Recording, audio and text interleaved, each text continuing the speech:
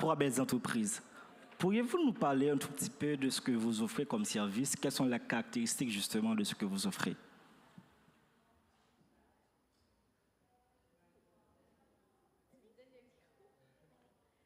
Dans le fond, nous autres, on fait service d'entretien ménager. Donc, on fait de l'institutionnel, du commercial. Puis, on aimerait beaucoup aussi aller vers l'industriel, voyons.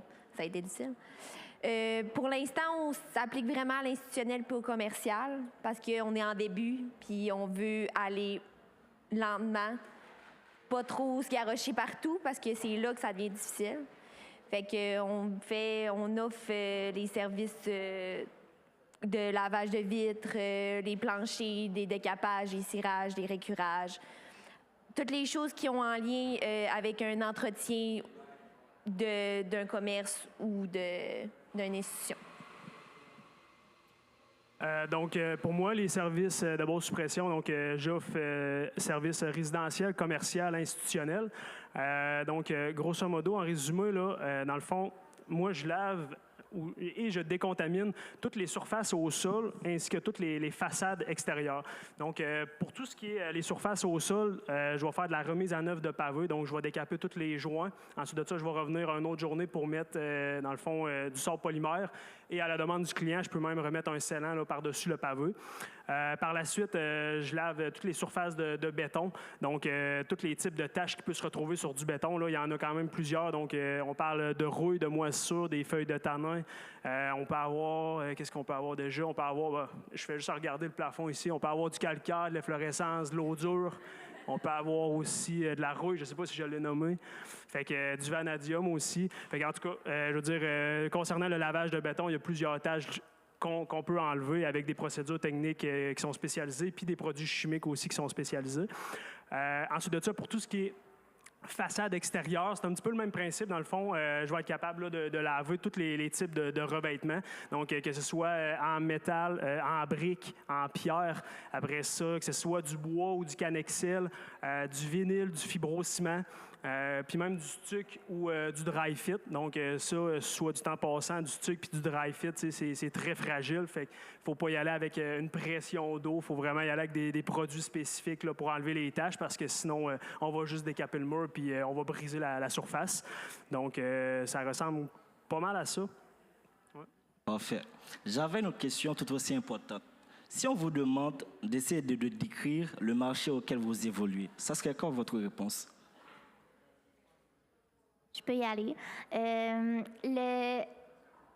L'entretien ménager, ça a plusieurs avantages, ça a plusieurs inconvénients. N'importe qui peut se décoller en entretien ménager. Qui se décide, OK, moi aujourd'hui, je m'inscris au registre des entreprises, puis je décolle en entretien ménager parce que ça ne prend pas de spécialisation. C'est encore mieux quand tu as de l'expérience, mais tu peux décoller pas d'expérience. Donc, on est dans un marché qui est très compétitif, qu'il y a des nouvelles entreprises qui vont décoller à tous les mois. On les voit passer, OK, on a une nouvelle, puis finalement, il y en a certaines qui vont arrêter. Donc, il faut toujours être... Moi, j'aime la concurrence parce que ça me permet toujours de step up ma game pour être capable d'offrir le meilleur service, les meilleurs prix, puis la meilleure expérience client aux entreprises puis aux instituts là, de notre région.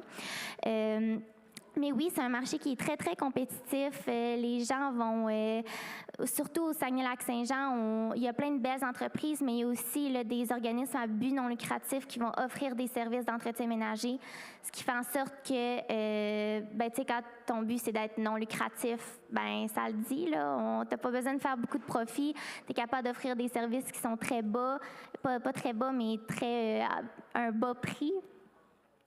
Puis, c'est difficile de faire de la concurrence avec ça parce que c'est pas tous les commerces qui vont chercher de la qualité. Il y a des commerces qui vont regarder les différentes soumissions, puis surtout au niveau gouvernemental, qui vont dire, moi, je prends le moins cher, peu importe c'est qui.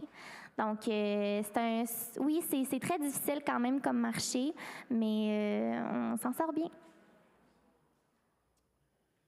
Donc, pour ce qui est du service de lavage extérieur, de décontamination, c'est vraiment un marché qui est en pleine croissance. On m'a dit que, il y a 10 ans, ça c'est un vétéran, je n'ai pas de statistiques pour vous le prouver, mais apparemment, il y a 10 ans, il y avait environ 5 entreprises, je vais dire, du même genre au Québec.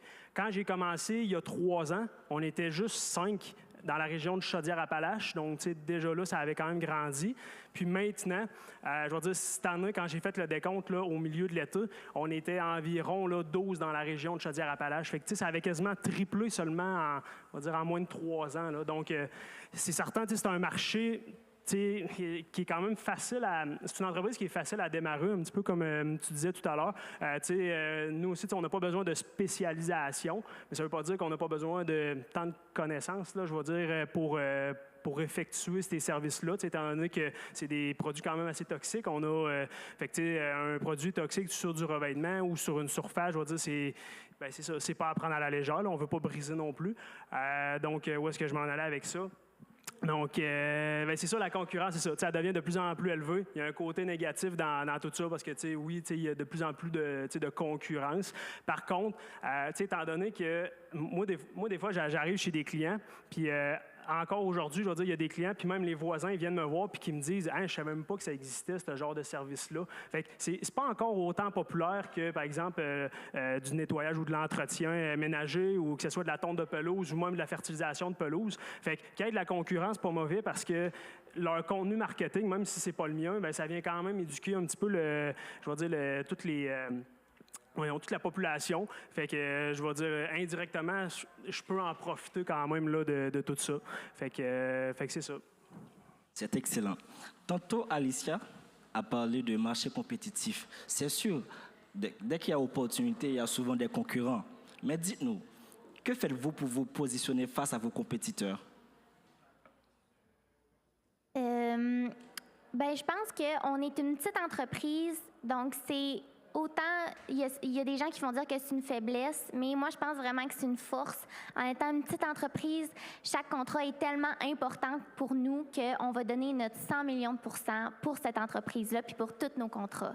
Donc, versus qu'on va chercher une grosse entreprise qui vont t'envoyer un employé, qui ne feront pas de supervision, qui ne feront pas de suivi, nous, on va vraiment là, se spécialiser dans l'expérience client. Si tu nous appelles pour venir faire l'entretien de ta bâtisse, je vais être en contact avec toi à tous les mois. On va venir faire des supervisions à toutes les semaines. On va être sûr que ce qu'on t'offre, c'est vraiment ce qu'on te vend, puis que tu es satisfait aussi. Donc, je pense que n'importe qui peut faire du ménage. Donc, c'est vraiment une question de offrir au propriétaire de l'entreprise ou à la personne responsable une belle expérience, puis qui se dit, je suis en confiance avec ces personnes-là, ils viennent, puis ils font une belle job, puis je suis content. Moi, pour répondre à la question, je vais parler un peu de mes valeurs d'entreprise. Je vais dire mes 2 principales valeurs que je mets toujours par-dessus tout. De un, c'est la qualité du service que je vais donner. Fait que, je vais dire, dans le côté, je vais dire, expertise, là, dans les opérations, dans les procédures techniques. Puis de 2, je vais dire, ça va être le service à la clientèle. Je vais dire, c'est la base de tout, honnêtement. Si on est capable de bien vendre nos valeurs aux clients, la valeur de ce qu'on offre, ensuite, juste une bonne communication, on est capable d'avoir un bon lien avec eux.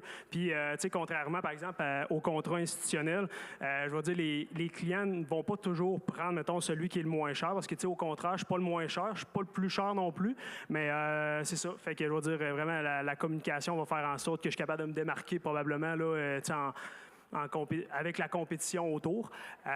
Aussi, je vais dire un autre point qui peut me permettre de me différencier, de me distinguer de la compétition, c'est que j'offre une grande gamme de services, ou plutôt, je vais dire, une grande gamme de surfaces ou de tâches spéciales à nettoyer. Je sais qu'il y en a plusieurs qui sont seulement dans la remise à neuf de pavés. Il y en a d'autres qui vont être seulement dans le lavage ou la décontamination je vais dire, des surfaces des maisons, par exemple. Il y en a d'autres qui vont seulement laver les poubelles extérieures. J'ai vu ça en plus cet été. Fait que, je suis capable de dire que j'offre un service clé en main. Fait que, pour les clients, surtout le résidentiel, c'est moins compliqué. J'arrive là-bas, je suis capable de laver la maison, je suis capable de refaire le pavé, je suis capable de remettre un scellant, puis je suis capable de laver la terrasse, le deck en bois en arrière. C'est pas mal moins, je vais dire, compliqué pour eux d'appeler une seule entreprise puis de tout faire en même temps. Mais pour ça, il a vraiment fallu que je vais dire, je m'éduque d'année en année, de fil en aiguille, parce qu'au départ, par exemple, je ne savais même pas que ça se faisait, je vais dire, de la remise à neuf de pavés. Je ne savais même pas c'était quoi du sable polymère. Après ça, il y a quelqu'un qui m'a appelé pour laver son terrain de tennis. Je ne savais même pas que ça pouvait être un service que j'allais offrir. Puis, je vais dire, aujourd'hui, c'est probablement l'un de mes, je vais dire, dans mes principaux, je vais dire, services que je vais donner, surtout au niveau institutionnel, le lavage de tennis municipal.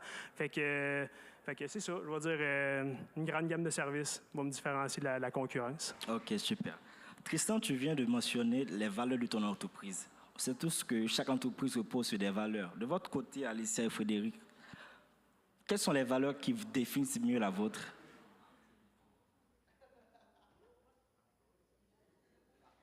Dans nos valeurs, c'est un peu là, ce qu'on disait tantôt. On a vraiment le professionnalisme, l'expérience client. On offre aussi au niveau intra-entreprise. On oublie souvent d'en parler, mais nos employés, on les aime, on en prend soin, on leur offre des bonnes conditions, puis on veut qu'ils restent avec nous. Fait que c'est sûr qu'intra-entreprise, c'est sûr qu'il va y avoir le respect, la confiance. Il faut faire confiance à nos employés. On ne peut pas avoir les yeux puis les oreilles partout. Fait qu'il faut que je sois sûre que tous mes employés aillent à leur contrat tous les soirs. Donc, c'est ça, vraiment, la confiance. On est super authentique aussi. On y va dans l'ouverture. Ça ressemble à ça. C'est impressionnant. Je vois que vos valeurs sont clairement alignées à votre entreprise. J'avais une autre question. En tant qu'entrepreneur, quels sont les principaux défis que vous rencontrez au quotidien? Comme Alicia l'a dit, nos contrats sont partout. Ils sont de Jonquière à Chicoutimi, à Chicoutimi-Nord, ils sont à plein d'emplacements. Fait qu'on ne peut pas être partout en même temps. Je peux pas être partout. Je peux pas aller chaque soir superviser les 12 contrats que j'ai. Humainement, ça serait pas possible parce que j'en fais aussi.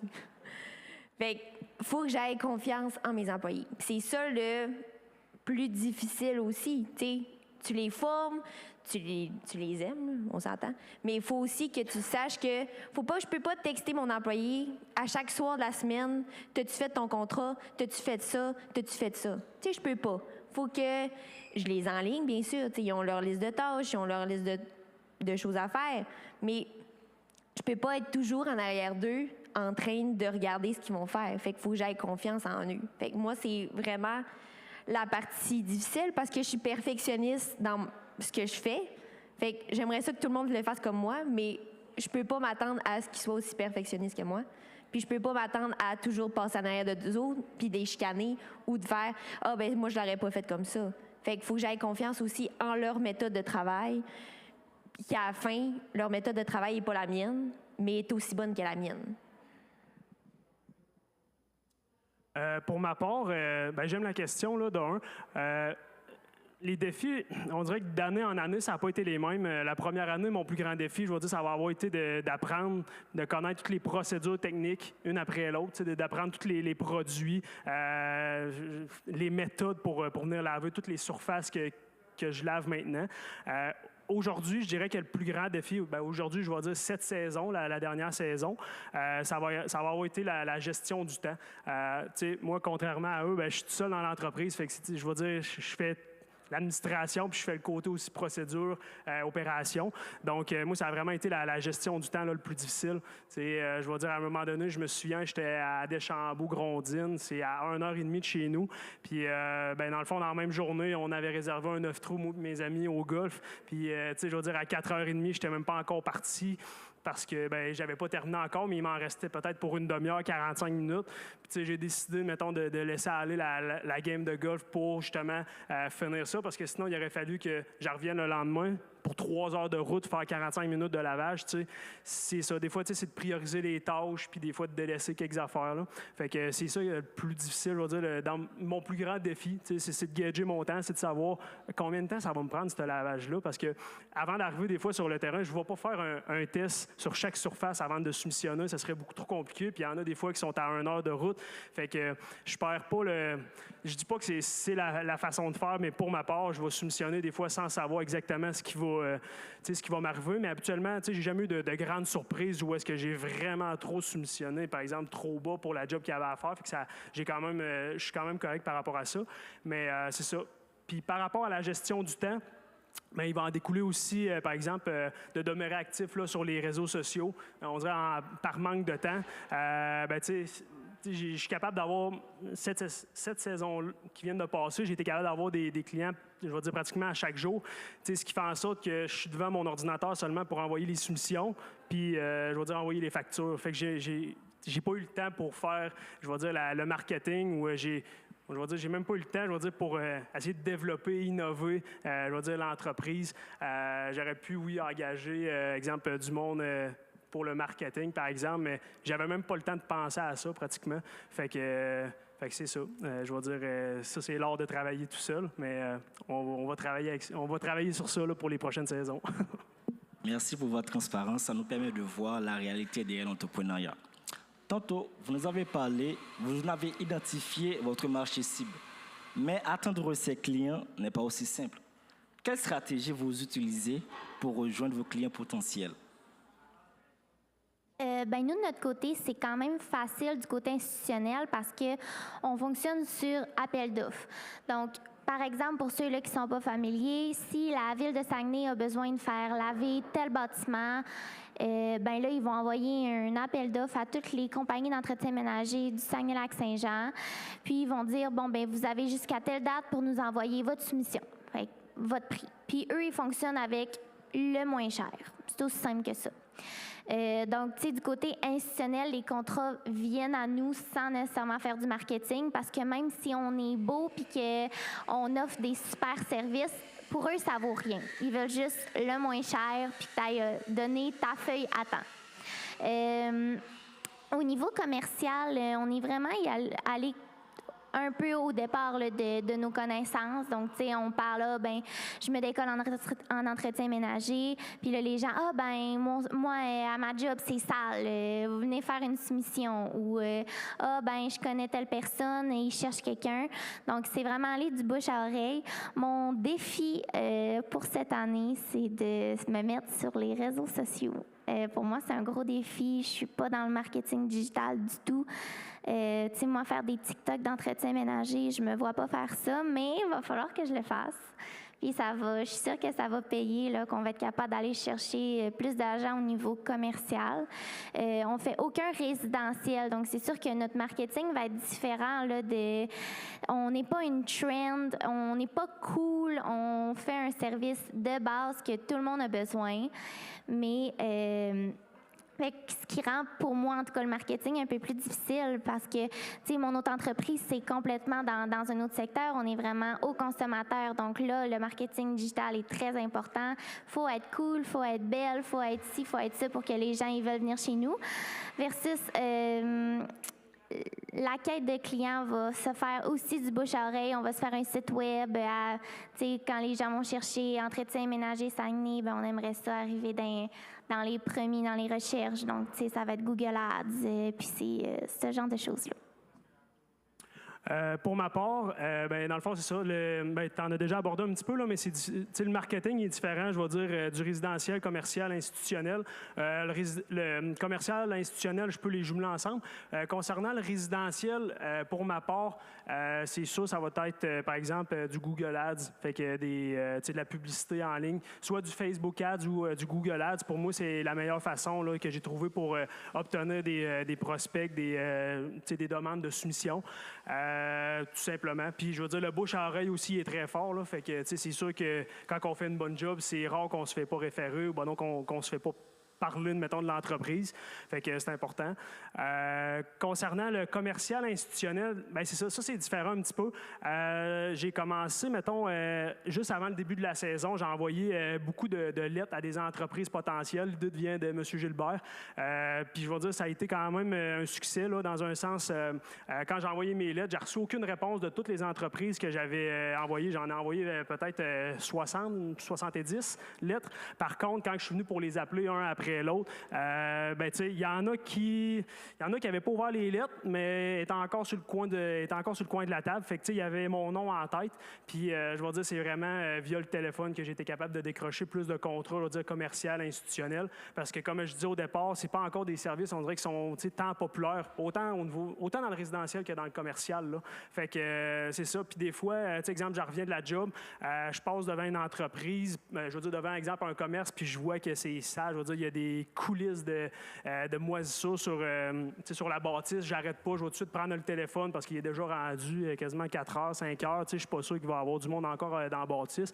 Mais au lieu d'arrêter, moi, je vais tout de suite appeler, puis je vais leur proposer mes services. Puis honnêtement, ça a quand même fonctionné, je vais dire, assez souvent. Là, je vais dire, j'ai été capable d'avoir des contrats avec 2 entreprises ambulancières au Québec, dont des Sercom, qui sont les plus grands au Québec, puis maintenant Cambi, une autre entreprise qui sont plus dans Chaudière-Appalaches, puis Bellechasse. Fait que moi, c'est comme ça que je les ai eus avec moi. Là. OK. J'avais une autre question pour vous. Comme le disait Lauriane tantôt, vous avez été accompagné par le CECAC, vous avez fait le programme StarTech. Commençons d'abord avec le programme CECAC. C'est quoi le CECAC vous a apporté dans vos entreprises? Le CECAC, je reviens un peu à ce qu'on disait tantôt. Quand tu décolles, t'es sûr de ton idée, t'es excité de ton idée, ça va fonctionner, mais en tout cas, mon genre de personnalité, c'est que je pitche mes idées partout. Oh mon Dieu, j'ai tellement des idées, on se décolle là, on se décolle partout en même temps. Frédéric est là pour me balancer un peu de comme, OK, là, calme-toi un peu, on va y aller un à la fois. Puis je pense que le CECAC, qui permet vraiment ça aussi, de venir chercher une certaine structure, de parler à des gens qui ont de l'expérience, qui vont être capables de te regarder puis de dire, ben ton idée est super bonne, mais de te poser des questions, te challenger sur certains aspects que t'as peut-être pas pensé ou que t'as pensé, mais peut-être pas à un certain détail. Par rapport au programme StarTech, nous, ça nous a beaucoup aidé par rapport à la création de notre plan d'affaires.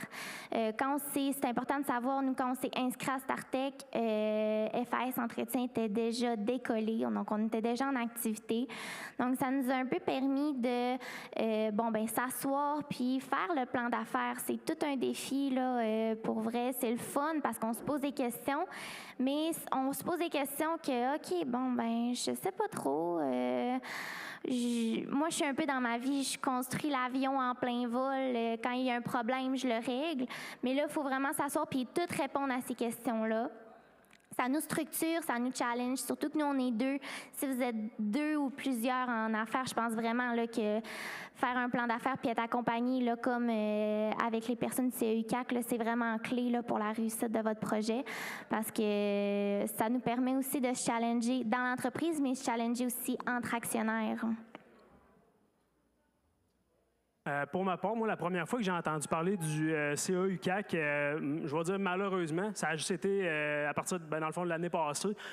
C'était lors d'une présentation là, de M. Dussault. Je ne sais même pas s'il est ici aujourd'hui. Non? OK. Dans le fond, il était venu nous présenter là, le programme. Il était venu animer justement là, cette présentation-là. Puis, il était venu nous parler aussi là, d'un livre qu'il avait rédigé avec 2 de ses collègues qui s'appelle « Comment rédiger là, un bon plan d'affaires ». Puis, ça m'avait vraiment fait ouvrir les yeux par rapport à l'importance de faire un bon plan d'affaires. Dans le fond, pourquoi il nous avait présenté ce livre-là? C'est parce que dans le cadre du cours, il fallait faire un projet, il fallait faire un plan d'affaires fictif pour créer une entreprise là, en physiothérapie. Je ne sais pas si je l'avais dit, mais dans le fond, j'étudiais en physiothérapie à l'université. Je ne l'ai pas dit, mais bon. Fait que là, je le dis, en retard. Fait que c'est ça. Fait que dans le fond, il fallait faire un plan d'affaires fictif. Fait que, tu sais, on nous avait dit, bon, vous pouvez l'acheter ou vous pouvez le louer.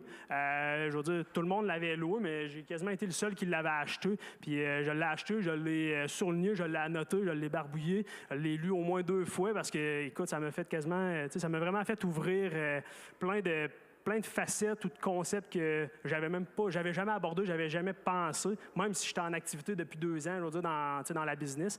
Fait que c'est ça, dans le fond, c'est sûr, le livre m'a permis de faire un beau projet d'école, mais ça m'a permis de restructurer, ou je vais même dire de structurer tout court l'entreprise, je vais dire beaucoup mieux qu'elle l'était. Puis c'est ça. Par la suite, ben là, c'est là que j'ai pris rendez-vous là, avec le CAUCAC. J'ai été mis, dans le fond, là, en contact avec M. Gilbert.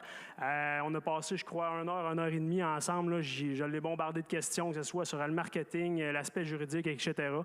Ça a vraiment été fructifiant là, comme rencontre. Là. Il a répondu à toutes mes questions. Puis il m'a même référé à un avocat, parce que jamais j'aurais pu penser que ça pouvait se faire. Fait que j'ai une consultation gratuite avec un avocat. Fait que j'ai questionné cet avocat-là sur tout ce qui était, je pense, des clauses de non-responsabilité, que ce soit est-ce que je dois m'incorporer ou non, ce que les avantages, les inconvénients, etc. Fait que, juste avec une rencontre d'1 heure et demie, pour moi, je veux dire, ça a dévoilé beaucoup de choses, là, puis ça m'a permis quand même de grandir, de me développer.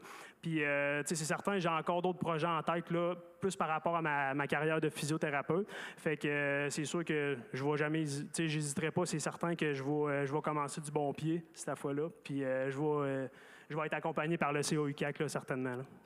C'est très intéressant parce que vous tous, vous avez soulevé que vous êtes allés à une idée au CAUCAC et ils vous ont permis justement à structurer cette idée-là. En parlant de StarTech, c'est quoi StarTech de son côté spécifiquement vous a apporté et comment ils vous ont aidé à progresser? Moi, j'irais avec...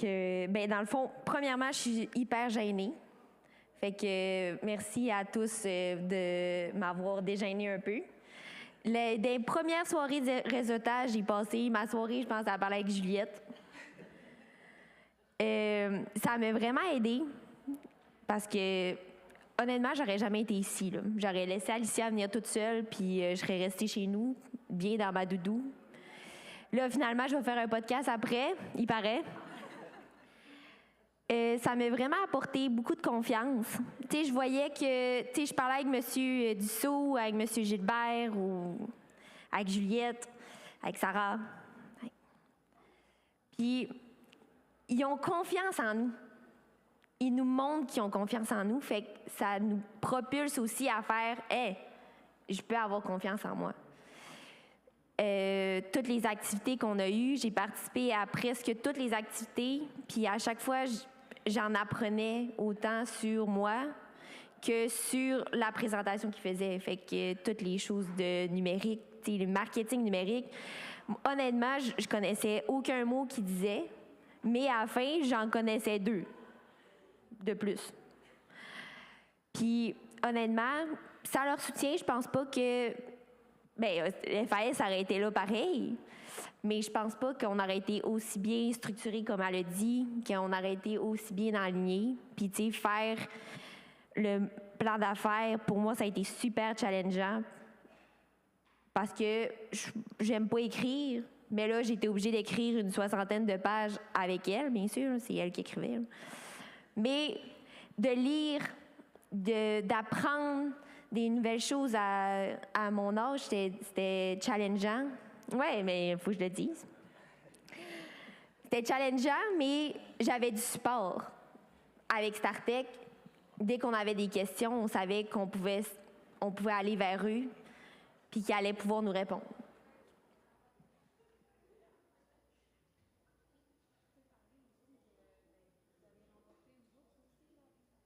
Oui, c'est ça. Comme Lauriane a disait tantôt, Frédéric et moi, on était chanceuses. On était les récipiendaires d'une des bourses de StarTech, la dernière édition.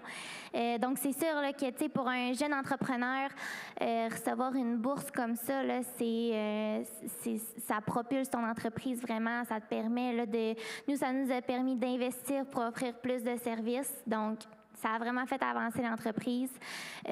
Pour faire du pouce un peu là, sur ce que Frédéric a disait, le monde dans l'entrepreneuriat, c'est immense. il y a tellement de choses, puis il y a tellement de ressources, puis la clé d'être un bon entrepreneur, c'est de bien s'entourer. Quand tu t'entoures du CEUCAC, tu t'entoures pas juste de la personne qui t'aide, tu t'entoures aussi de tous les professionnels qui sont dans le CEUCAC, que ce soit notaire, avocat, marketing, des filles au com, ils ont plein de gens, fait que profitez-en.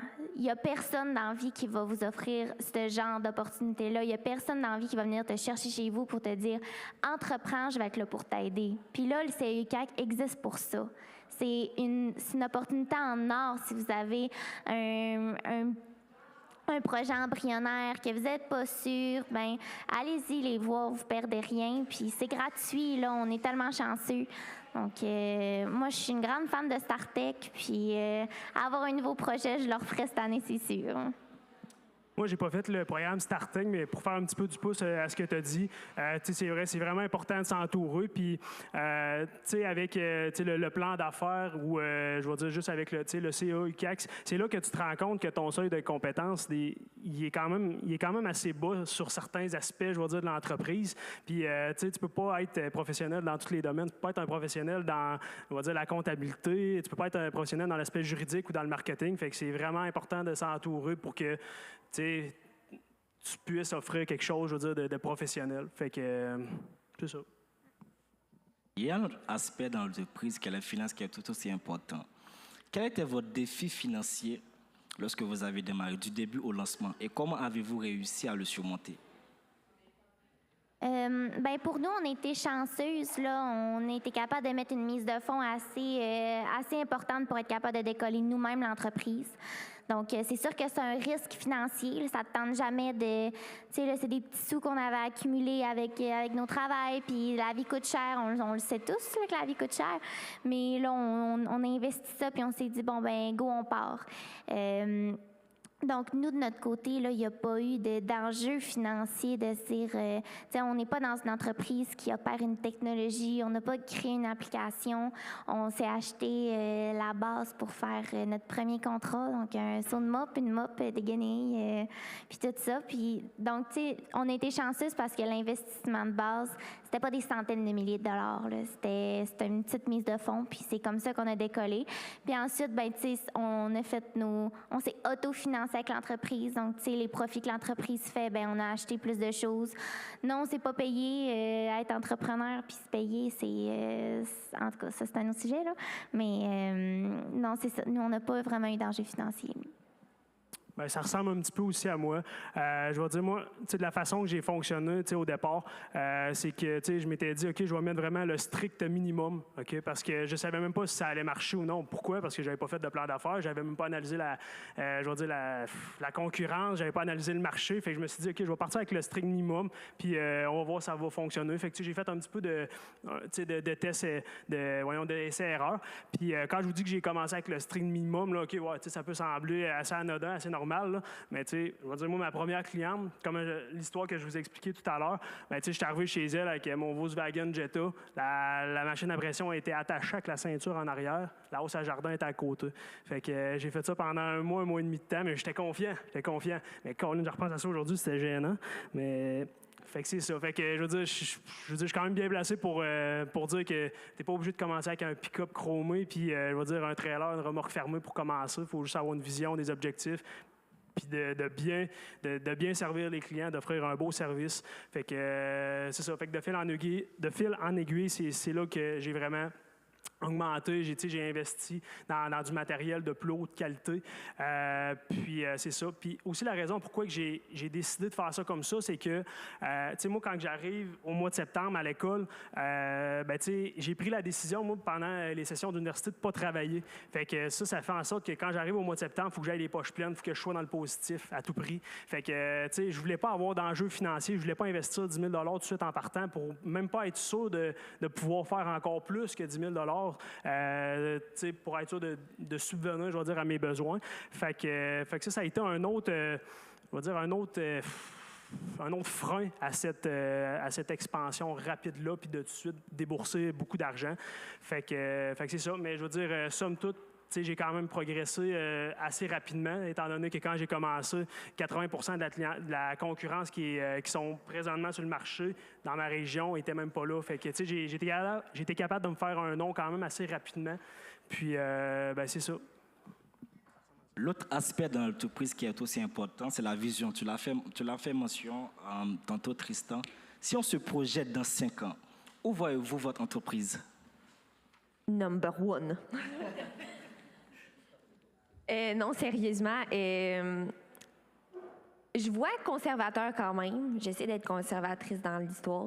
On le sait qu'il y a déjà des grandes entreprises au Saguenay qui a écrit entretien ménager sur Google, ça va être eux qui vont sortir en premier. Moi, j'aimerais, dans 5 ans, être dans les 4 premiers.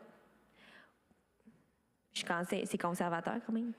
Puis, j'aimerais ça aussi que quand on entend mon nom, ben le nom de service d'entretien, moi le mien, mais qu'on sache qui.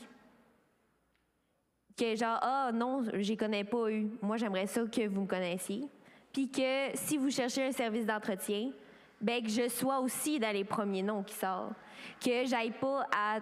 Ben pas que j'aille pas à courir après les clients, c'est pas ça, mais j'aimerais ça que les clients aussi viennent à nous. Puis j'aimerais ça aussi garder les clients que j'ai actuellement. Qu'il y ait un bon service, puis qu'ils décident qu'ils continuent avec nous, puis qu'ils évoluent avec nous. Je vais dire, c'est quand même assez difficile de répondre à la question pour moi, pour la simple et bonne raison que je ne le sais pas encore. Pourquoi je ne le sais pas encore, c'est que il me manque encore les connaissances nécessaires concernant le développement stratégique, l'innovation et tout. Puis je vais dire, au mois de janvier, je deviens physiothérapeute. Fait que c'est certain, je vais commencer ma carrière de physiothérapeute. J'ai aussi des projets par rapport à ça. Fait que je vais dire, pour l'instant, je vais dire que ça va rester comme un sideline, peut-être à raison de 2 jours par semaine pendant la saison. Je vais pouvoir profiter de la chance de dire, OK, je vais prendre les contrats qui sont plus avantageux, puis peut-être de délaisser peut-être les contrats en sous-traitance, peut-être, qui sait. Fait que je suis encore en réflexion par rapport à ça, mais probablement que si on me poserait la question dans, je sais pas, 6 mois, 1 an, je serais pas mal plus en mesure de dire c'est quoi qui va en arriver là, dans 5 ans. Là. OK. Pour finir, tantôt on a parlé du CEK, du programme StarTech. Quel message aimeriez-vous transmettre à tous ces étudiants qui sont en face de vous pour qu'ils s'inscrivent à ces 2 programmes-là? Ben moi, je pense que je l'ai dit tantôt. Là. Je suis une grande fan. Allez-y. On peut pas penser à tout au début, surtout quand on n'a pas d'expérience. Fait que, je veux dire, ça prend du soutien pour se créer un chemin. Puis c'est beaucoup plus facile, puis on réduit les risques aussi d'échec. Honnêtement, c'est presque triste, mais on arrive à la fin de ce partage. Ça a été un moment de pur plaisir. Maintenant, je fais place à Lauriane pour la suite nécessaire. Merci. Donc, merci beaucoup pour vos partages inspirants. J'invite maintenant Madeleine Cotte et Leila Ouattara, qui sont coprésidents du Club entrepreneur du Cégep de Chicoutimi, à venir remettre un petit souvenir à nos invités. Bonjour à tous. Je vais prendre la parole un instant. Merci en tout cas, c'est une chance, je pense, d'avoir ce genre d'activité au Cégep de Chicoutimi. J'aimerais vous remercier nos intervenants. Merci Lauriane, merci Kevins, Frédéric, Alicia et Tristan. Merci pour ce partage. C'était très inspirant. Je pense que parfois l'entrepreneuriat, ça peut sembler quelque chose de lointain. C'est chouette de rencontrer des entrepreneurs. On se rend compte que vous êtes des humains comme nous tous, avec une grosse confiance en vous. Mais c'est chouette. Et j'aimerais revenir sur un point qui m'a marqué pendant cette conférence. C'est par rapport à la vision et au projet. Et je pense que c'est important, mais comme vous l'avez dit, c'est aussi important de se lancer à un moment parce qu'on ne peut jamais avoir toutes les réponses. Et les réponses se trouvent sur le terrain, sur le marché. Et voilà ce que je retiens de l'entrepreneuriat. Pour terminer, au nom du Cégep de Chicoutimi, du Club Entrepreneur, du CEUK qui est en mon nom personnel. Merci beaucoup. Merci à tous. Et on a des petits présents à vous remettre pour marquer votre passage avec nous. Merci.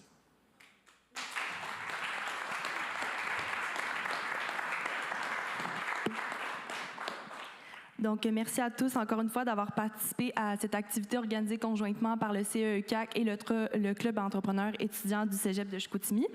Avant de conclure, je vous invite à suivre les activités du Club entrepreneur et du CEE-CAC sur nos réseaux sociaux respectifs. Puis d'ailleurs, la période d'inscription du fameux programme StarTech est actuellement en cours. Donc, j'ai des petits flyers ici si ça vous intéresse. Puis sinon, vous pouvez aller visiter notre site web directement. La période d'inscription termine le 10 octobre. Donc, encore une fois, merci de votre présence et au plaisir de vous revoir à des prochaines activités.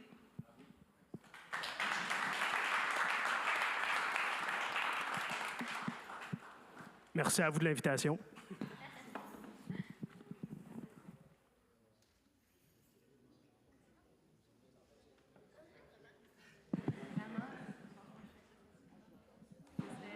Pourquoi j'ai de la misère? Lavage puis décontamination extérieure, c'est quoi? Ajouter dans vos services?